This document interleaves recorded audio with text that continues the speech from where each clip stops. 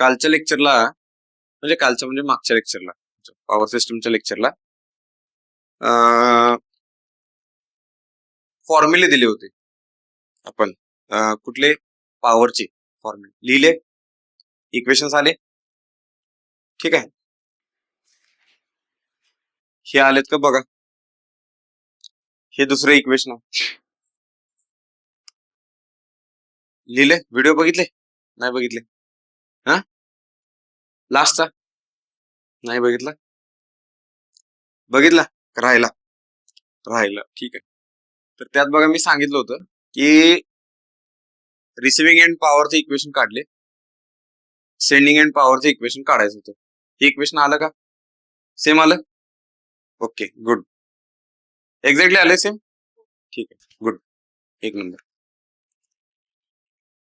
तर बघा हे इक्वेशन आहे, हे काय, हे पॅरेंट इक्वेशन आहे, हे मोस्ट इम्पॉर्टंट इक्वेशन. हे इक्वेशन तुम्हाला जमले, हे लक्षात ठेवले तुम्ही तर बस, काय बाकीचं राहते लक्षात ठेवायचं राहतं. ठीक आहे, आता बघा हे काय, रिसिव्हिंग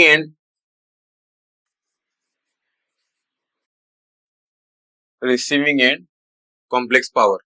ठीक आहे, आणि सेंडिंग एंड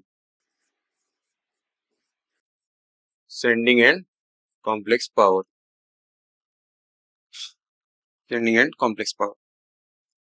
आता यामध्ये बघा आपली ट्रान्समिशन लाईन ही काय आहे, सिमेट्रिकल आणि रेसिप्रोकल आहे. ओके, मग सिमेट्रिकलला काय असते, ए इज इक्वल टू डी. हे इक्वेशन तुम्ही बघा, लक्षात तुम्हाला हेच ठेवायचं आहे, पण ट्रान्समिशन लाईन आपली सिमेट्रिकल असते, त्याच्यामुळं हे equation S S is equal to mod A by mod B VS square angle beta minus delta minus VS VR by mod B angle beta plus delta. हे इक्वेशन येते. आता बघा D चा जो अँगल आहे तो डेल्टा आहे, बरोबर. मग इथं मी A is equal to D म्हटले, म्हणजे काय असणार आहे, mod A angle alpha is equal to mod D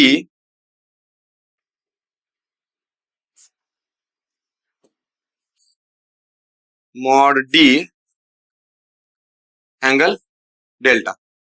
mod A is equal to mod D, आणि हे दोन्ही इक्वल आहेत. Mod alpha angle alpha, argument पण इक्वल असणार आहेत त्याचे, अल्फा आणि डेल्टा. मग इथं मी अल्फा लिहू शकतोय, इथं अल्फा लिहू शकतो. अल्फा लिहिलं तर इक्वेशन बघा, आता या इक्वेशनला कम्पेअर करा आणि या इक्वेशनला कम्पेअर करा. बघा कसं येते इक्वेशन. हा बघा व्यवस्थित बघा, सेम आहे का? ही टर्म आणि ही टर्म मॅग्नेट्यूड सेम आहे, अँगल मायनस प्लस. इथं बघा मॉड ए बाय मॉड बी. ठीक आहे, रिसिव्हिंग एंडचं काढायचं आहे, इथं रिसिव्हिंग एंड स्क्वेअर आहे, सेंडिंग एंड काढायचं आहे, सेंडिंग एंड स्क्वेअर आहे. ठीक आहे, बीटा मायनस अल्फा. हे इक्वेशन्स आहेत, हे इक्वेशन्स तुम्हाला लक्षात ठेवायचे, तर महत्वाचे इक्वेशन्स आहेत. आणि आपण काय केलं मग पुढं, शॉर्ट ट्रान्समिशन लाईन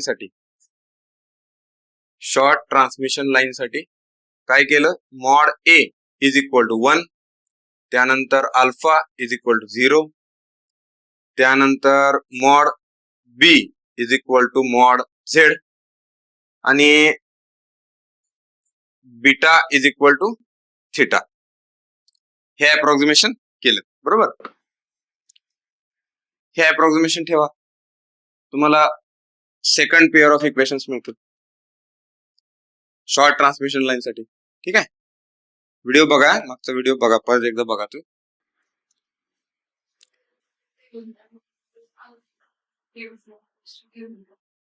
काय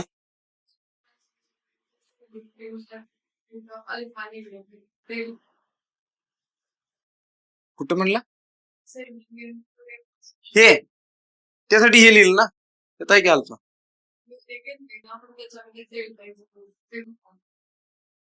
डेल्टा इज इक्वल टू 0 टाकलं का बरं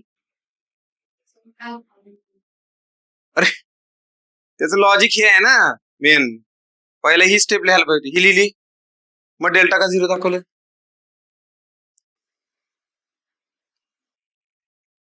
हा डेल्टा डायरेक्ट जायचं अल्फा अल्फा 0 मग डेल्टा 0 येतो बरोबर आहे ते चुकीचं नाही केलं काय पण पहिला हा 0 आहे म्हणून तो 0 आहे डायरेक्ट तो 0 म्हणू शकत नाही आपण ही कंडिशन कशासाठी शॉर्ट ट्रान्समिशन लाईन साठी okay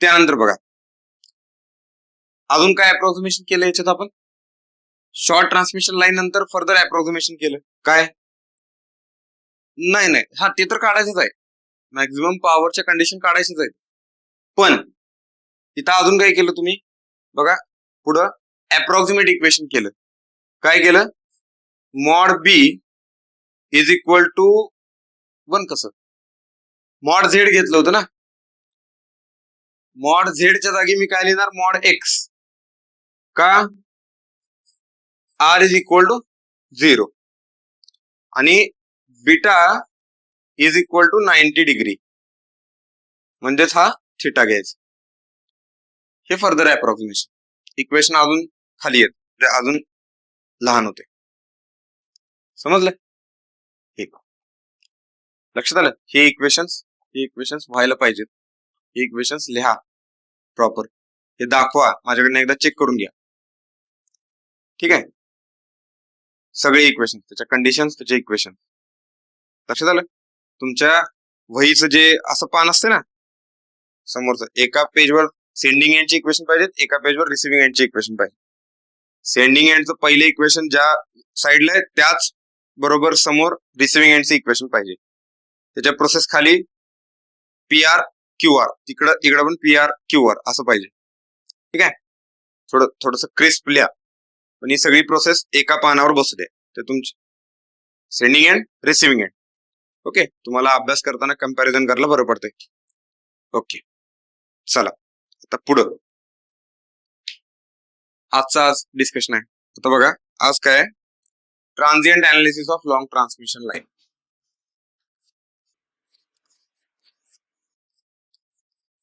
transient analysis of long transmission line okay आता बघा ह्याच्यात काय स्टडी आहे तर long transmission line distributed parameters आहेत ह्याच्यात ओके आता हे कसे आहेत बघा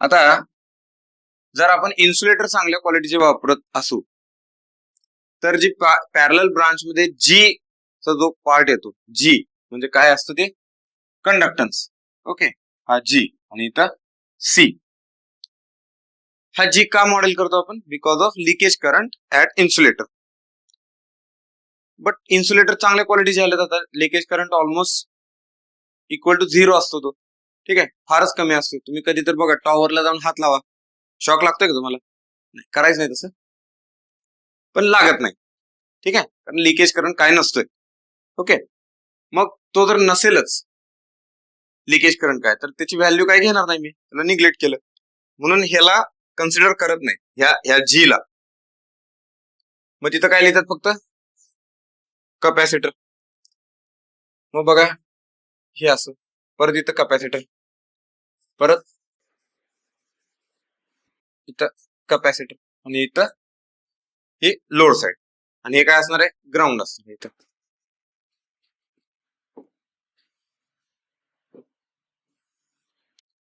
ओके हे असं असणार आहे बरोबर इथं काय असणार आहे सेंडिंग एंड व्होल्टेज हा, इथे एक असा स्विच दाखवलाय, जो की स्विच क्लोज करणार मी, आणि या साईडला काय असणार आहे, रिसिव्हिंग एंड व्होल्टेज. आता आपल्याला स्टडी काय करायचा आहे की सेंडिंग एंड साईडला स्विच क्लोज केल्यानंतर ज्या आपल्या दोन वेव्ह आहेत, व्होल्टेज आणि करंट वेव्ह, ही ट्रॅव्हल कशी होते. ठीक आहे, पुढं पुढं ट्रॅव्हल कशी होते, आणि नंतर बघायचंय किती स्पीडने ट्रॅव्हल होते. मग नंतर बघायचं आहे की त्याच्यात काय रिलेशन आहे का. मग बघायचं आहे, आपल्याकडे दोन सिस्टम आहेत, एक ओव्हरहेड सिस्टम आहे, अंडरग्राऊंड सिस्टम आहे. तर अंडरग्राऊंड सिस्टम मध्ये वेव्ह सेम स्पीडने ट्रॅव्हल करते का ओव्हरहेड मध्ये करते का, काय त्यात डिफरन्स आहे हे बघायचं आहे. ठीक आहे, आजच्या डिस्कशन मध्ये. मग बघा, हा, आता जर मी इथला स्विच क्लोज केला, स्विच क्लोज केल्यानंतर बघा काय होणार, इथं हे व्होल्टेज आहे, हे व्होल्टेज मुळे इथं करंट येणार, हा करंट ट्रॅव्हल झाला, पुढे करंट ट्रॅव्हल झाला, त्यामुळं त्या करंटमुळे ह्याच्यात एनर्जी स्टोअर झाली. आता इंडक्टर मध्ये एनर्जी स्टोअर होत्या कोणत्या फॉर्म मध्ये होत्या, मॅग्नेटिक फील्डच्या फॉर्म मध्ये. Energy stored in magnetic field in inductor, ती काय असते, 1/2 Li². आता पुढे लगेच कॅपॅसिटर आहे, मग काय करतो, हा इंडक्टर चार्ज झाला तर तो पुढच्या सायकलला, नेक्स्ट सायकलला त्याची स्टोअर झालेली एनर्जी ह्या कॅपॅसिटर मध्ये रिलीज करतो. म्हणजे कॅपॅसिटर कोणती एनर्जी स्टोअर करतो, स्टॅटिक फील्ड मध्ये. स्टॅटिक फील्ड, स्टॅटिक फील्डला आपण काय म्हणतो, इलेक्ट्रिक फील्ड. ही मॅग्नेटिक फील्ड आहे, ही इलेक्ट्रिक फील्ड आहे. मग इलेक्ट्रिक फील्ड मध्ये एनर्जी स्टोअर होते, ती किती असे, 1/2 CV². म्हणजे बघा, स्विच क्लोज केला, हे व्होल्टेज पुढं इन फॉर्म ऑफ करंट आलं, करंट ट्रॅव्हल झाला, तो इंडक्टर मध्ये गेला, इंडक्टर मध्ये मॅग्नेटिक फील्ड च्या फॉर्म मध्ये एनर्जी स्टोअर झाली, ती स्टोअर झालेली एनर्जी त्यानं कॅपॅसिटरला दिली. परत काय करणार, हा कॅपॅसिटर ही एनर्जी इंडक्टरला देणार, परत हा इंडक्टर ही एनर्जी कॅपॅसिटरला देणार, परत पुढं, परत असं, परत पुढं, अशा फॉर्म मध्ये ही वेव्ह ट्रॅव्हल होते. म्हणजे एनर्जीचं प्रोपॅगेशन होतं, एनर्जी फ्लो होते ट्रान्समिशन लाईन. ठीक आहे, आता बघ, आपण ही आता एंटायर लॉसलेस लाईन कन्सिडर करायची, म्हणजे काहीच लॉस नाही, म्हणजे हा रेजिस्टन्स पण गेला, आता पण त्या रेजिस्टन्सला कमीच घेतोय आपण, निग्लिजिबल आहे तो रेजिस्टन्स. ओके, म्हणजे बघा मी काय करतो, या सर्किटला मी असं लिहितो.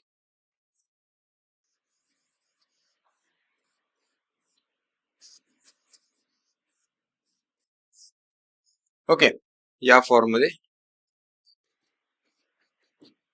हा, इथं आहे VS आणि इथं आहे VR. ओके, असं इंडक्टर कॅपॅसिटर अशा फॉर्म मध्ये ही एनर्जी ट्रॅव्हल होते. ओके, हे बघा, magnetic to electric, electric to magnetic, अशा फॉर्म. मग आता आपल्याला बघायचंय काय, हा, मला सांगा, आपण फ्लक्स इक्वेशन काय काय लिहितो, फ्लक्स लिंकेजेस. हा,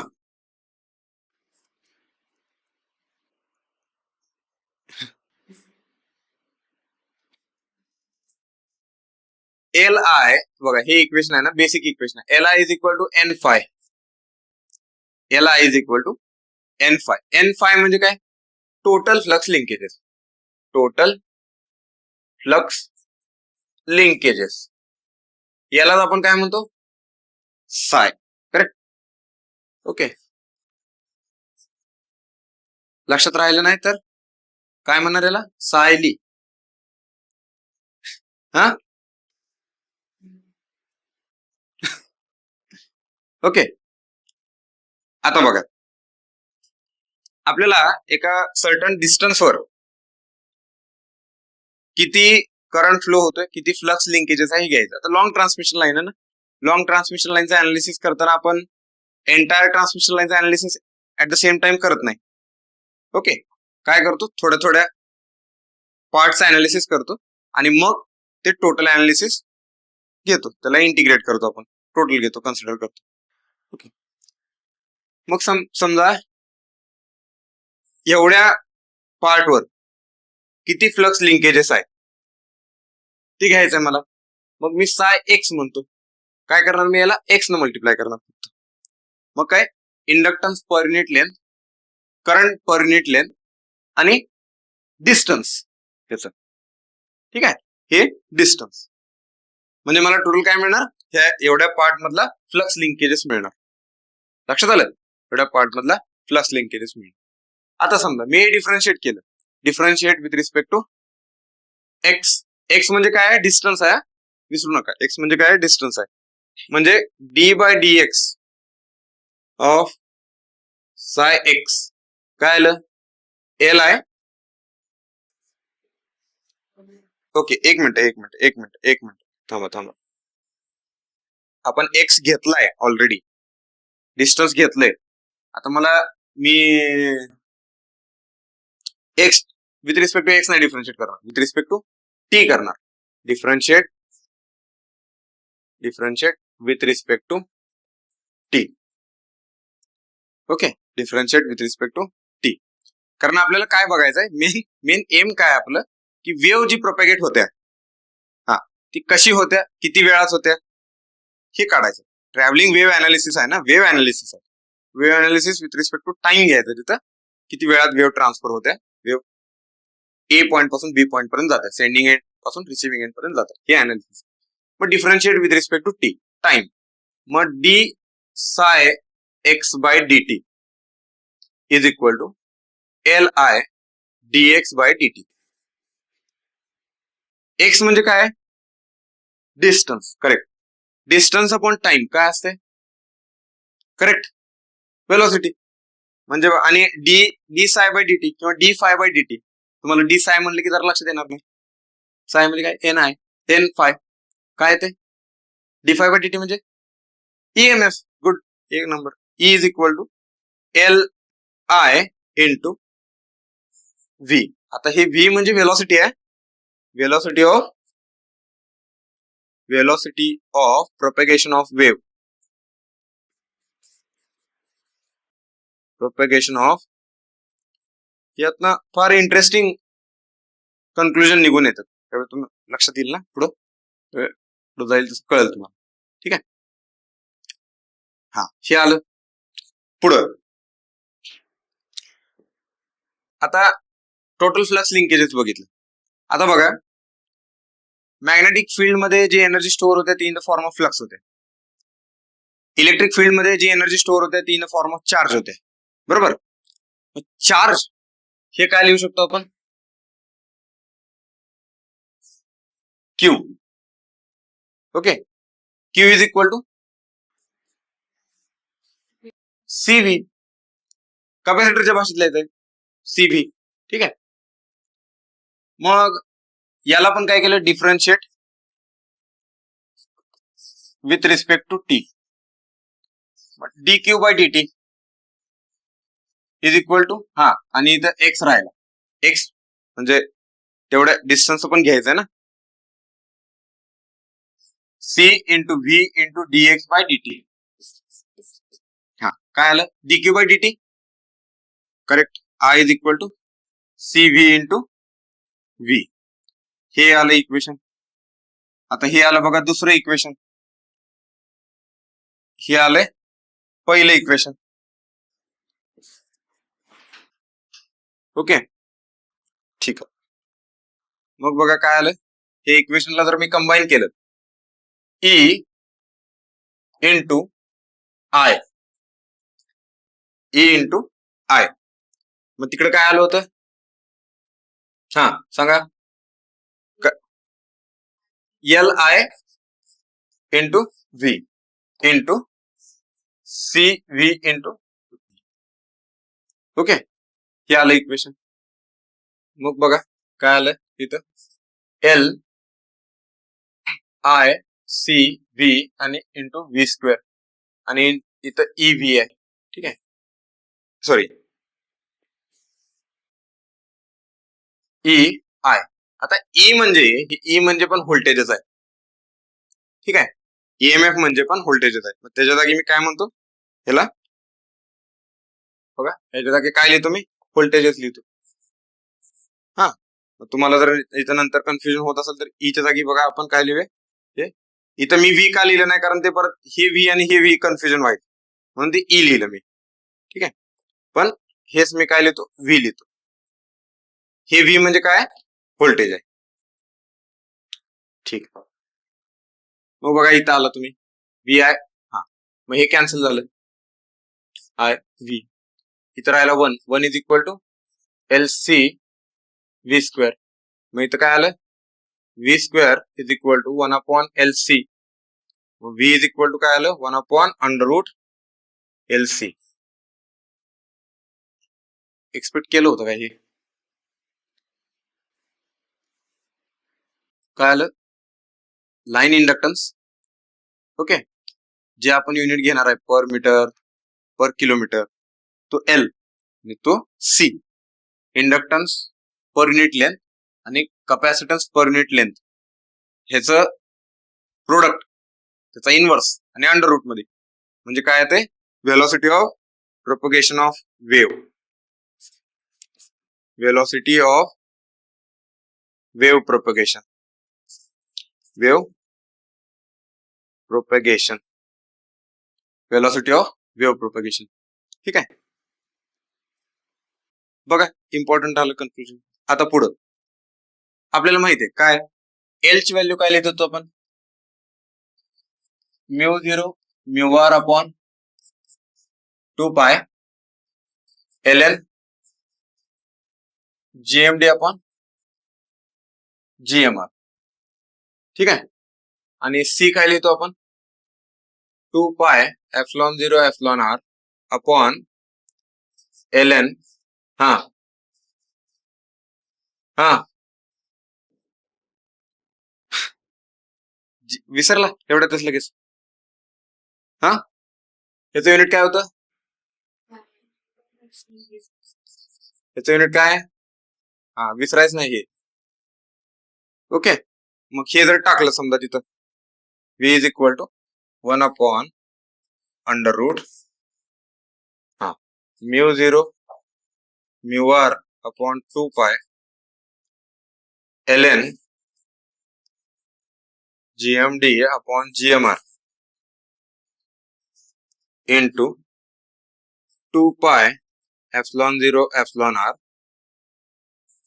L N GMD upon R, GMD upon R. आता 2 पाय गेलं,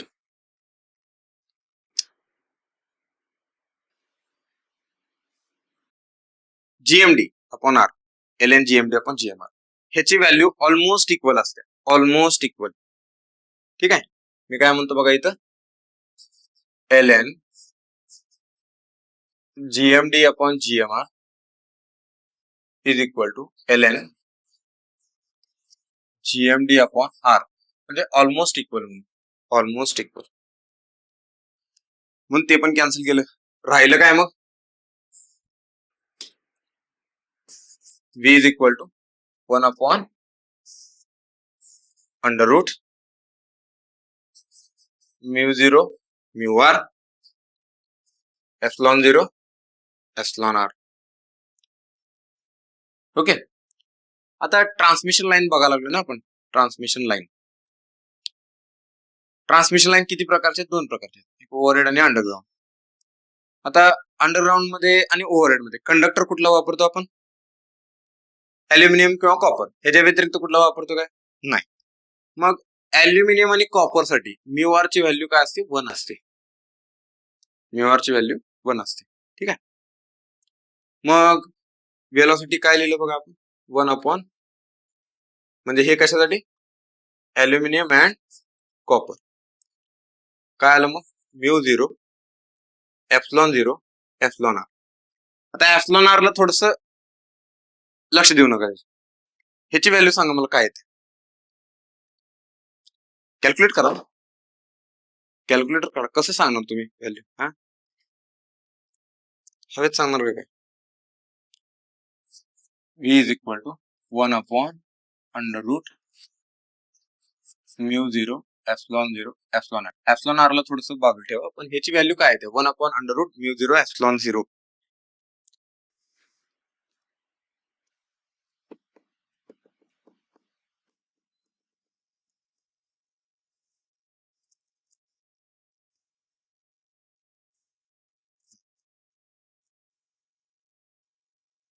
सांगा लवकर सांगा.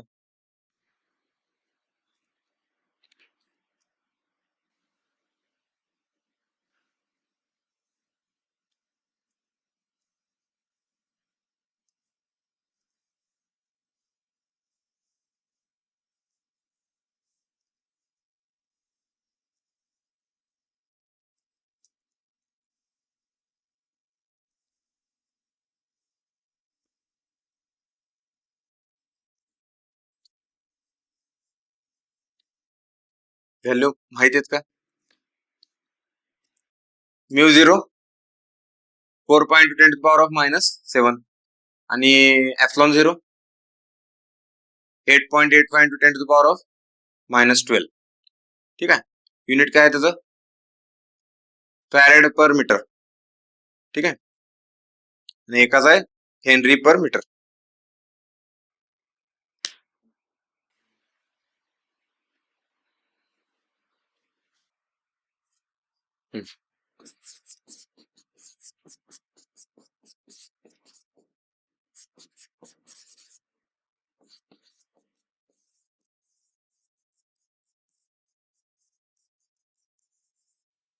बघा बरं काय ते.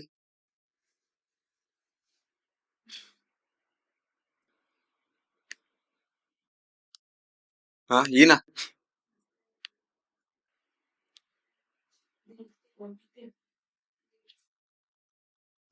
गेटचा डिलीट केला करू नका, ठेवा, इम्पॉर्टंट आहे. बरं, हे पण तुम्हाला निकाल लावता येते. किती येते? 12. 12च्या जागी 11 घ्या. 10⁻11. हा पॉईंट तिकडे सरकवा. 11 आणि 17 किती झाले?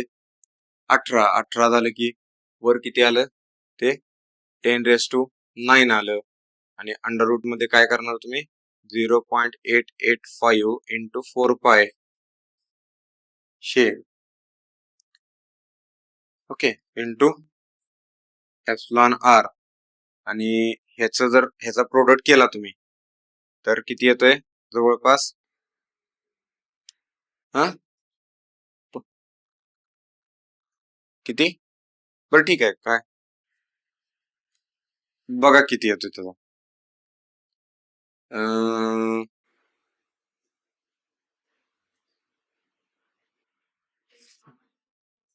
हा, एप्सिलॉन आर नाही घ्यायचा, त्याला बाजूला ठेवा.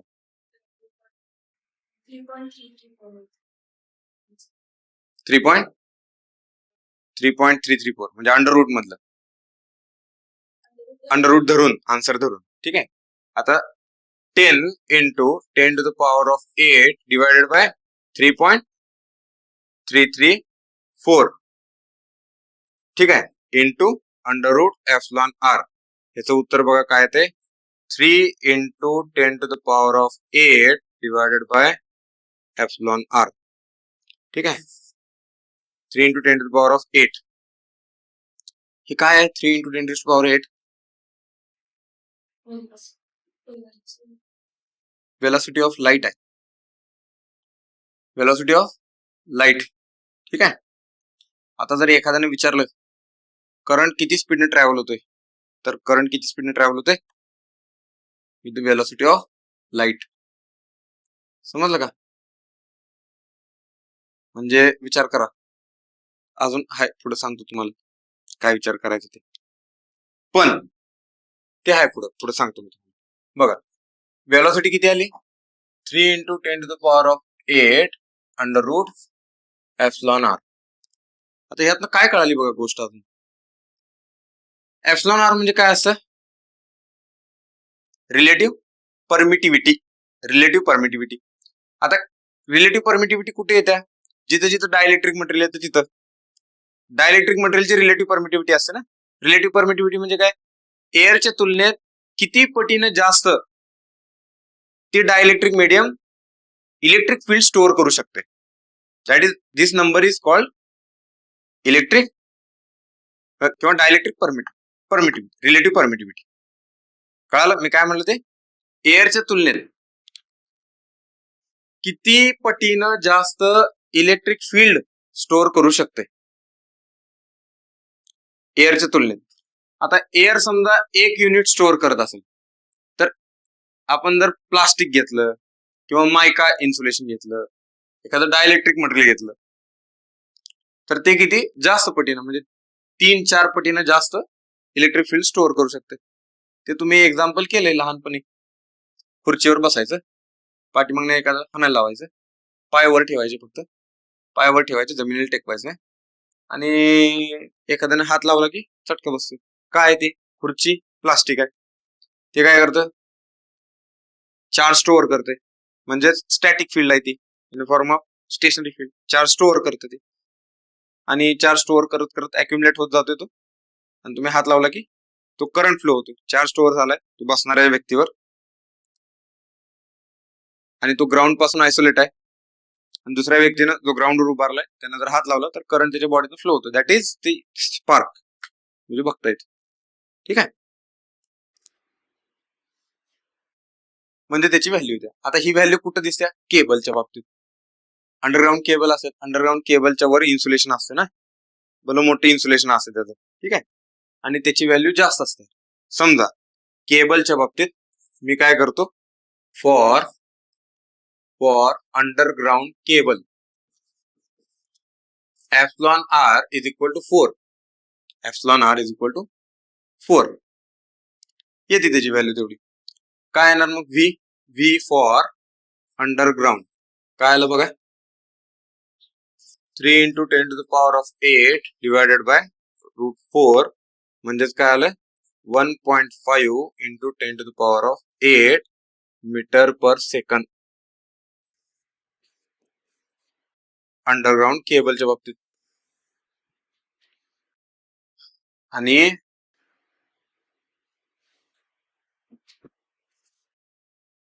दिस फॉर ओव्हरहेड लाईनच्या बाबतीत काय असतं?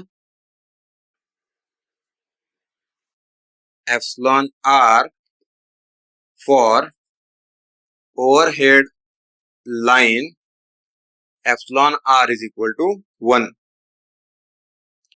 एअर आहे ना त्याच्याभोवती, इन्सुलेशन कुठं आहे? एअर आहे त्याच्याभोवती, बरोबर. मग velocity of overhead line, velocity of wave on overhead transmission line काय येणार? 3 × 10⁸ मीटर पर सेकंद. यातनं काय सांगाल तुम्ही मला? या दोन मधनं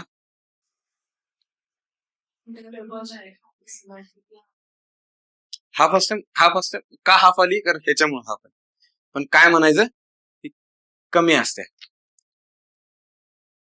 अंडरग्राउंड केबल मध्ये ज्यावेळी वेव्ह प्रोपॅगेट होतात त्या स्लो स्पीडनं प्रोपॅगेट होतात as compare to overhead transmission line. समजलं का? म्हणजे समजा इथनं तुम्ही जम्मू काश्मीर मधनं कन्याकुमारीला जर करंट पाठवणार आहे किंवा व्होल्टेज आणि करंटच्या वेव्ह पाठवणार आहे तर त्या ओव्हरहेड ट्रान्समिशन मध्ये जास्त स्पीडने जातात. पहिला त्या जाणार, मग अंडरग्राउंड केबलवरनं जाणार. अंडरग्राउंड केबलच्या स्लो जाते. समजलं का? आपल्याला पहिला काय वाटत दोन्हीमध्ये सेम जाते, पण नाही जात दोन्हीमध्ये सेम. दोन्हीमध्ये स्पीडचा डिफरन्स आहे. तो स्पीडचा डिफरन्स कशामुळे पडतोय? Because of relative permittivity of dielectric medium. समजलं? ह्याच्यावर इतके क्वेश्चन आलेत. सेंट्रल गव्हर्नमेंट तुम्ही कुठला पण पेपर द्यायला जावा ह्याच्यावर क्वेश्चन तुम्हाला दिसणार. ठीक आहे, पाठीमागचे 10 वर्षाचे सेंट्रल गव्हर्नमेंटचे पेपर काढा, ज्या एक्झाम तुम्ही देणार आहे ते 10 वर्षात मध्ये 3 ते 4 वेळा एका एक्झामसाठी तो क्वेश्चन रिपीट झालायच. 3 ते 4 वेळा. समजलं का? 10 वर्षाच्या स्पॅन मध्ये म्हणतो. ओके, बघा महत्वाचा पार्ट आहे. समजलं? म्हणजे याच्यातनं कन्क्लुजन काय लिहिणार मी? Velocity of propagation of wave for, बघा याच्यातनं कन्क्लुजन काय लिहायचं?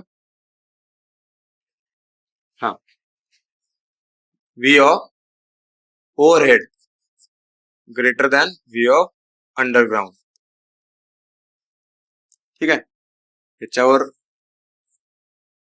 म्हणजे फार क्वेश्चन आलेले आहेत. पहिला माहित नसतं आपल्याला, नॉर्मली वाटतं की काय की सेमच असणार स्पीड. तो एक ऑप्शन असतो, equal speed. Velocity of propagation of wave for underground and overhead transmission line are same. Same नाही, सेम नाही, काय डिफरंट आहेत. लक्षात घ्या, दोन्हीमध्ये फरक आहे. आता तुम्ही सध्या आपल्या हे आपण बघताय, आता रस्त्यानं जर बघत असाल तर आता डिस्कॉम पण, जे डिस्ट्रीब्युशन पण आहे ना, ते आता केबल टाकायला लागले. ओव्हरहेड ट्रान्समिशन लाईन आहे, त्याच्या काय केबल टाकायला लागलेत बघा आता डोमेस्टिक सप्लाय देताना पण. तर त्यात पण स्पीड काय असणार आहे? कमी असणार आहे ऍज कम्पेअर टू म्हणजे नॉर्मल बेअर कंडक्टर जे वापरतो आपण अल्युमिनियम कंडक्टर पेक्षा. कारण का? त्याच्या भोवती इन्सुलेशन आलं ना. इन्सुलेशन आलं की डायइलेक्ट्रिक मीडियम आलं. डायइलेक्ट्रिक मीडियम आलं की velocity of propagation of wave कमी होते. ओके, आता आपल्याला वाटतं की ह्याचा फरक काय होणार आहे? ह्याचा फरक काय होणार? ज्यावेळी समजा तुम्ही दोन वेगवेगळे म्हणजे अंडरग्राउंड केबलचं कनेक्शन करायला लागलाय आणि ओव्हरहेड ट्रान्समिशन लाईनचं कनेक्शन करायला लागलाय. एक केबल काय केली?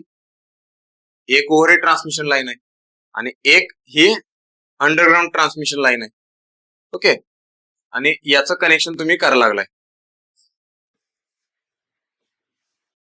ज्यावेळी दोन वेव्ह ट्रॅव्हल होणार आहेत, ही वेव्ह वेगळ्या स्पीडने ट्रॅव्हल होणार, ही वेव्ह वेगळ्या स्पीडने ट्रॅव्हल होणार.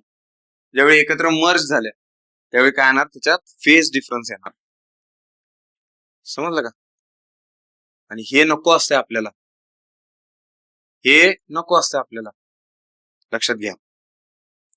जर फेज डिफरन्स पडायला लागला तर सिंक्रोनायझेशन प्रॉपर होणार नाही ना व्होल्टेज आणि करंटचं, व्होल्टेज वेव्ह आणि करंट वेव्हचं. मग अवघड आहे. आणि हार्मोनिक्स जे येतात सिस्टम मध्ये, म्हणजे तुम्ही 100% सिस्टम हेल्दी केल्या, व्यवस्थित केलं सगळं, तरी पण तुम्हाला सिस्टम मध्ये हार्मोनिक्स दिसायला लागले. तर ते हार्मोनिक्स यायचं अजून एक कारण सापडलं आपल्याला, ते कुठलं? Because of this connection. Underground cable आणि ओव्हरहेड ट्रान्समिशन लाईनचं जर कनेक्शन केलं तुम्ही तिथं, तर तिथं हार्मोनिक्स येतं. हार्मोनिक्स म्हणजे काय?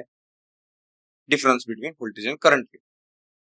जरा जर स्लाइट डिफरन्स झाला तिथं, ते समजलं? म्हणून हा स्टडी इम्पॉर्टंट आहे यामध्ये. ओके, आता बघा पुढे एक पार्ट आहे जे आपलं डिस्कशन झालेलं आहे, तरी पण मी सांगतो. पुढचं काय? Propagation constant. ठीक आहे, प्रोपगेशन कॉन्स्टंट पुढचा पॉइंट आहे बघा.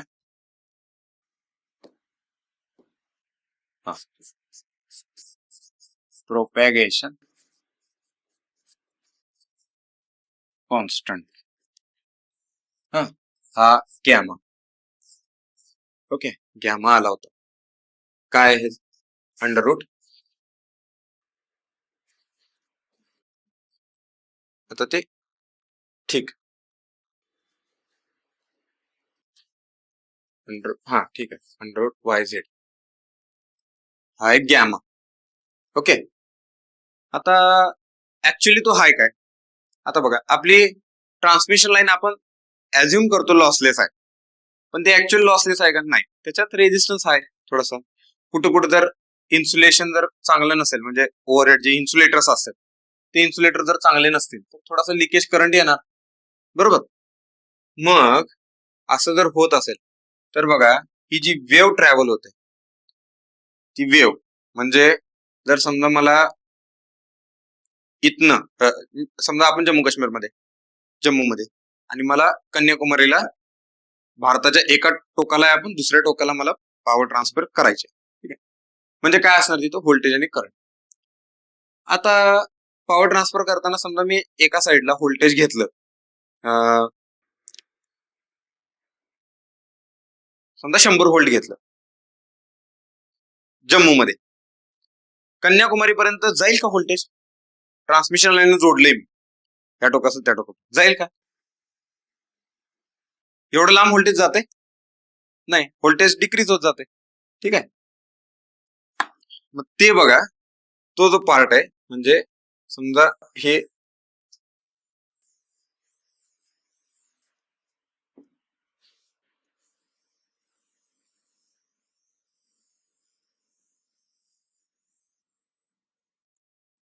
ओके, हे जरा दिसलं.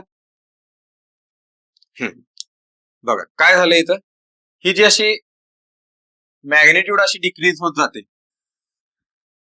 ओके, ही जी डिक्रीज होत जाते. आणि दुसरी गोष्ट काय होते, ह्यांच्यातला जो फेज डिस्प्लेसमेंट आहे त्यांचं, म्हणजे समजा हे एवढी त्या वेव्हचं डिस्प्लेसमेंट आहे. ओके, इथं बघा थोडस वाढलंय, दिसतंय का वाढलेलं? जरा पुढे गेला अजून याच्यापेक्षा हे आणि जरा मोठं आहे, अजून पुढे गेला तर अजून मोठं दिसते ते. ठीक आहे, म्हणजे मॅग्नेट्यूड पण रिड्यूस व्हायला लागल्या आणि फेज डिस्प्लेसमेंट पण वाढायला लागले, मॅग्नेट्यूड पण रिड्यूस व्हायला लागले. म्हणून तर झिरो होते ना वेव्ह नंतर पुढं.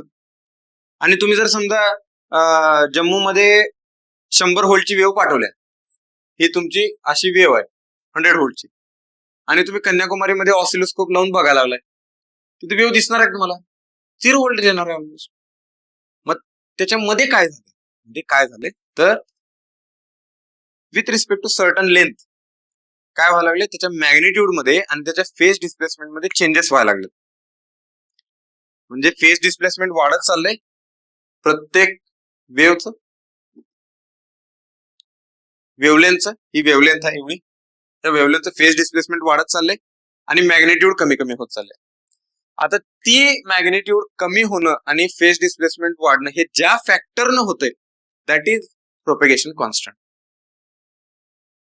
That is propagation constant. ठीक आहे, मग ह्याला काय लिहितो आपण बघा, वाय बद्दल काय लिहितो आपण,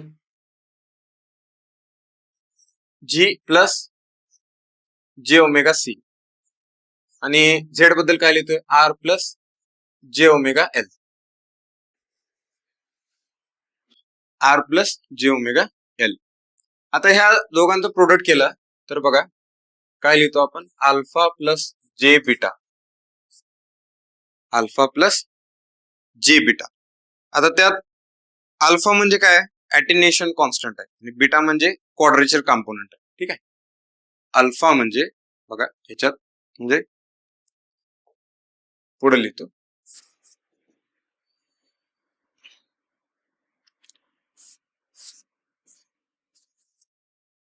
हा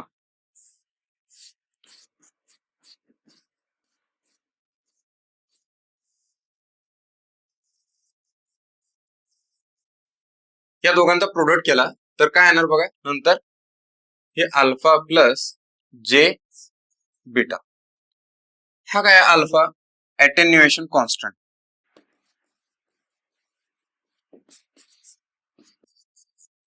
ऍटेन्युएशन कॉन्स्टंट, आणि हा काय बीटा म्हणजे क्वाड्रेचर कॉम्पोनंट.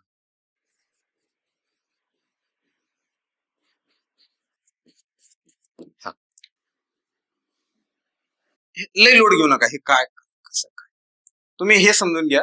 गॅमा म्हणजे तुम्हाला काय सांगितलं मी, की मॅग्नेट्यूड मध्ये कमी कमी होणं, जे मॅग्नेट्यूड मध्ये कमी कमी होणार ते म्हणजे अल्फा, अल्फा फॅक्टरनं मॅग्नेट्यूड कमी होणार, आणि बीटा म्हणजे काय, फेज डिस्प्लेसमेंट ज्या फॅक्टरनं वाढणार आहे दॅट इज क्वाड्रेचर कॉम्पोनंट.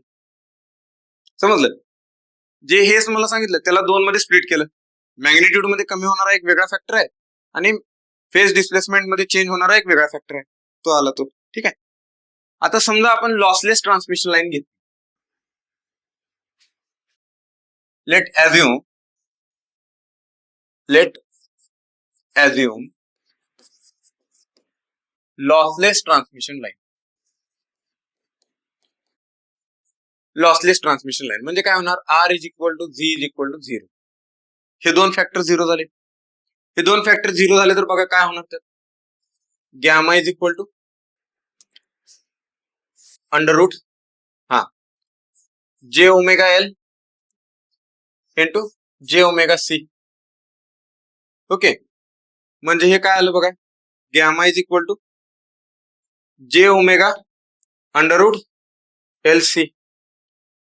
आता ह्याच्यात रिअल कॉम्पोनंट आहे का, रिअल नाही, इमॅजिनरीज कॉम्पोनंट आला ना फक्त.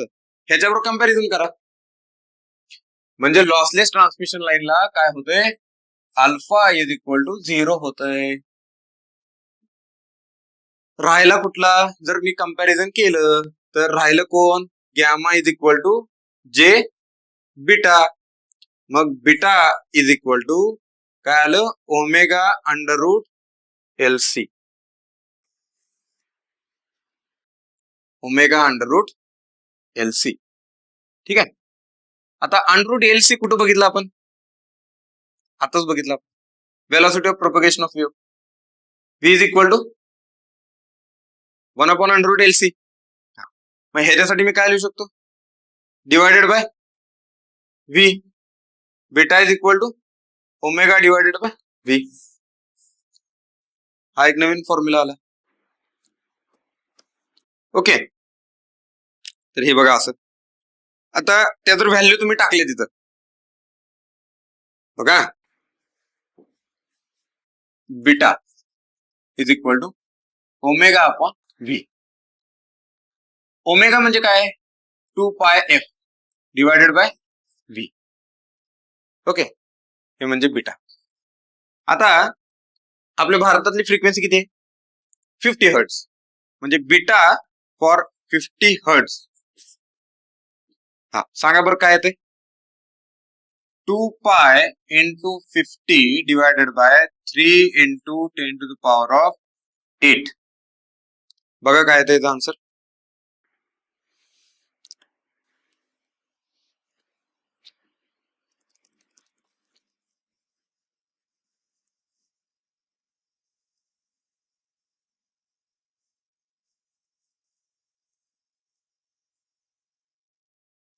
आता मी काय म्हणतोय, हे बघा, आपण सगळे युनिट आता किलोमीटर मध्ये डिस्कस करतोय ना, पर किलोमीटर.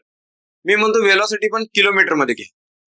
हे काय लिहिणार मी, 3 into 10 to the power of 5 kilometre per second. Kilometre per second, सोपं केलं जरा.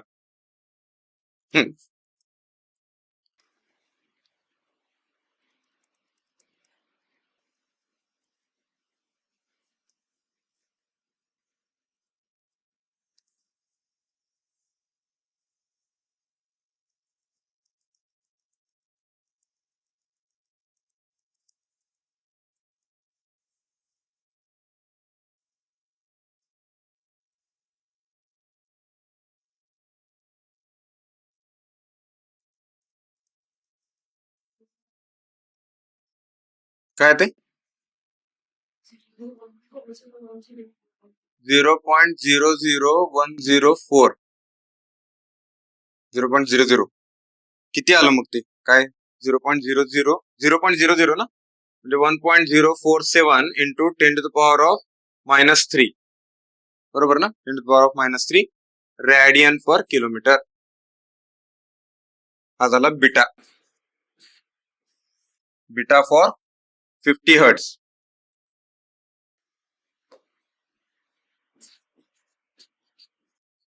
Beta for 50 hertz. ह्याचा अर्थ काय,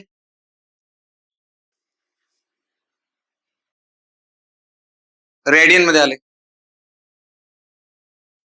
बघा. आपण आपण जरा थोडस इंटरेस्ट घ्या या गोष्टीत, काय आले व्हॅल्यू. मला असं भारी वाटते, काय काय आलं काय आले, काय ती रेडियन मधली व्हॅल्यू. आता तुम्ही हे बघा, pi is equal to 180 degree. 3.142 radian म्हणजे 180 डिग्री. मग हे किती येणार आहे? 1.047 into 10⁻³ is equal to what degree? करून बघा काय ते किती डिग्री येतो बघा. याला मल्टिप्लाय करा, त्याला पायनं भागा.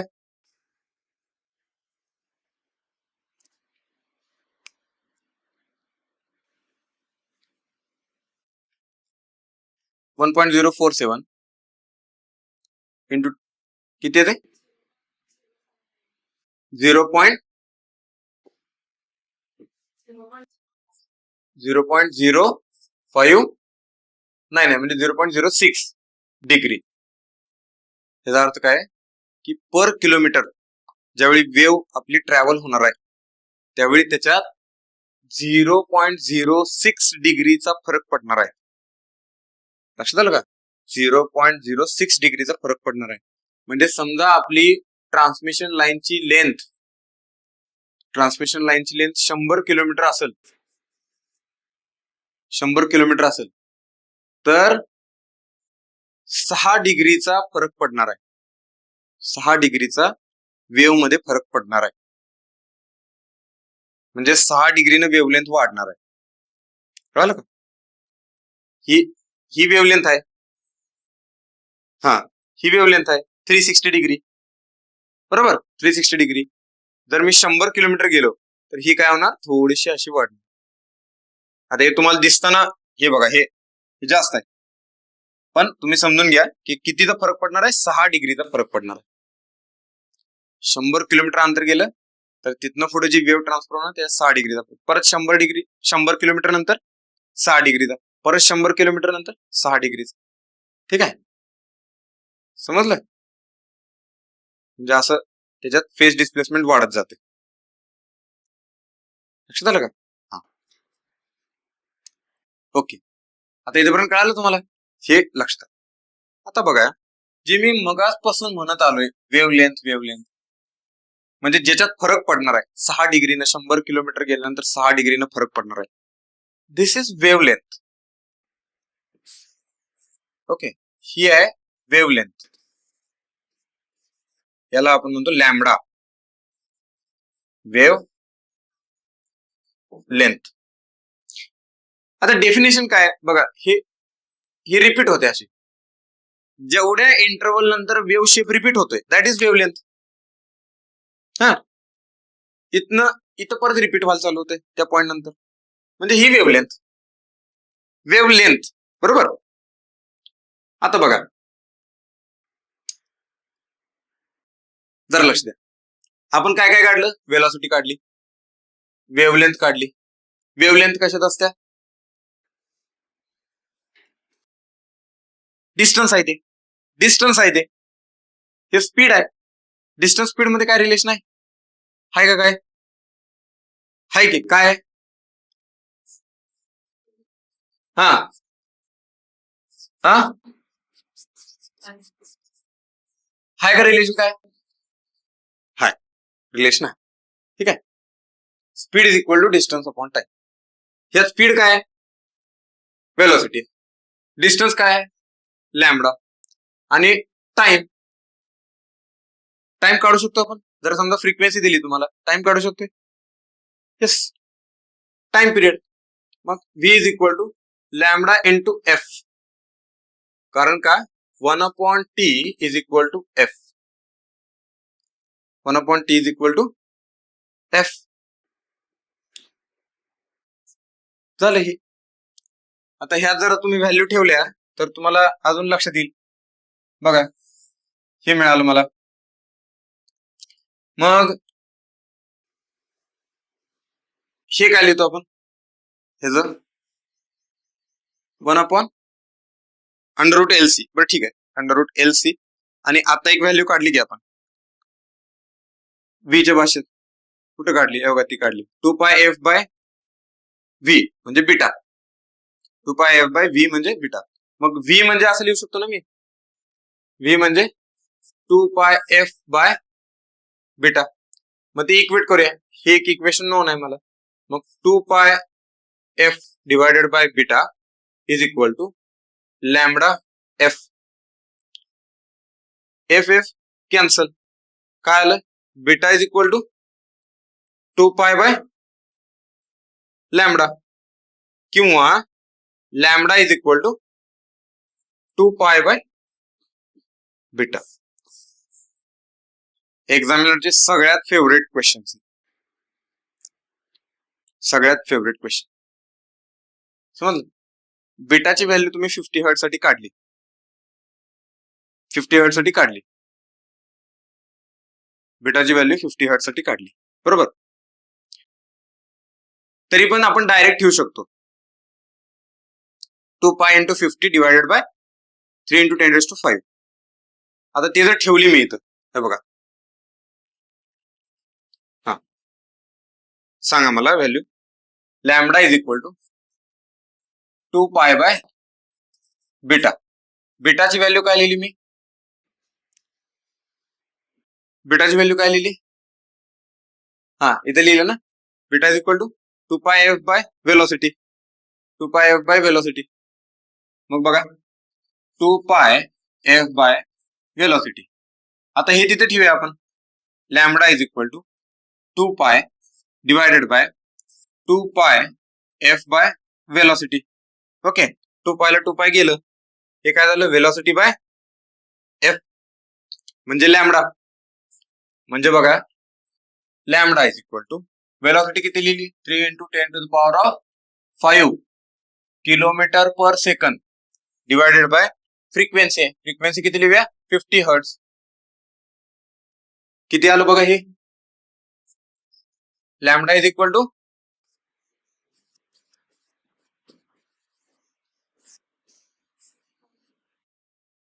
6000. ह्याचा अर्थ काय, याचा अर्थ काय, वेवलेंथ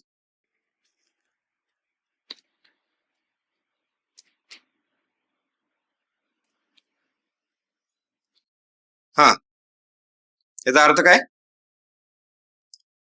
लॅमडा किती आल्या 6000 किलोमीटर.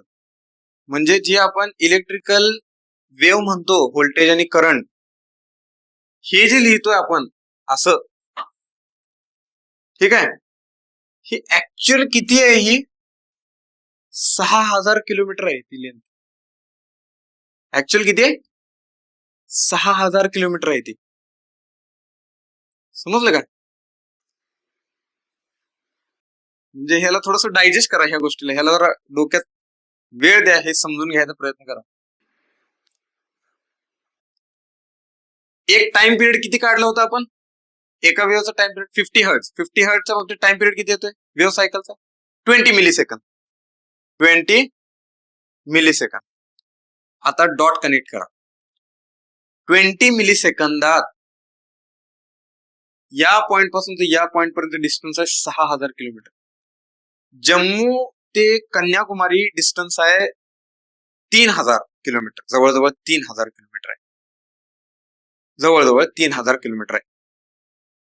तर 20 मिली सेकंदात जर तुम्ही जम्मूतनं वेव्ह ट्रॅव्हल करायला लागला, ट्रान्सफर करायला लागला, तर 20 मिली सेकंदात वेव्ह कन्याकुमारीला धडकून परत येत्या, 6000 किलोमीटर अंतर ट्रॅव्हल करते.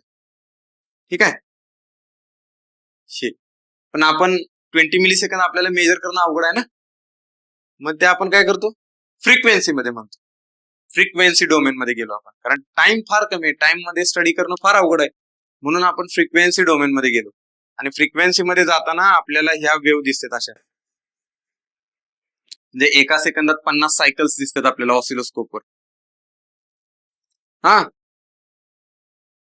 त्यात टाइम आपण फार कमी ठेवलंय.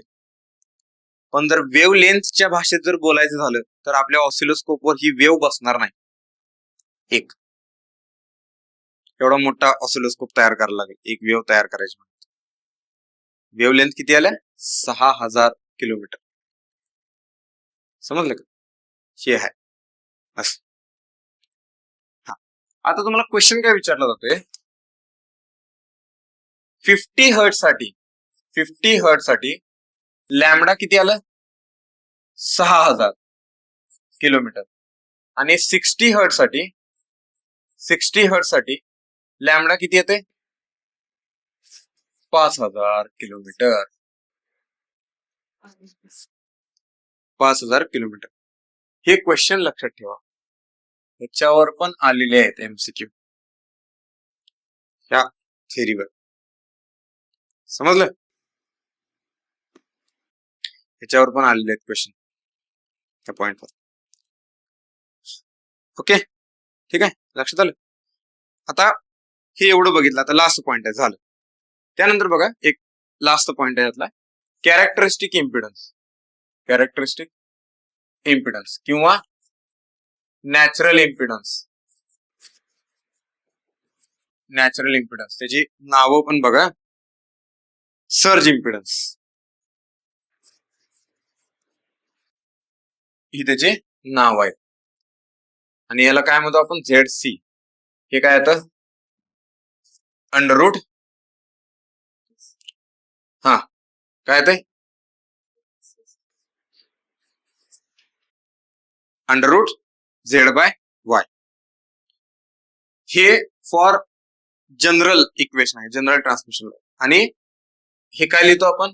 Under root R plus J omega L आणि G plus J omega C if line is lossless. Lossless, ठीक आहे. R is equal to G is equal to 0. मग काय येतं? ZC is equal to under root L by C. ठीक आहे, ZC is equal to under root L by C.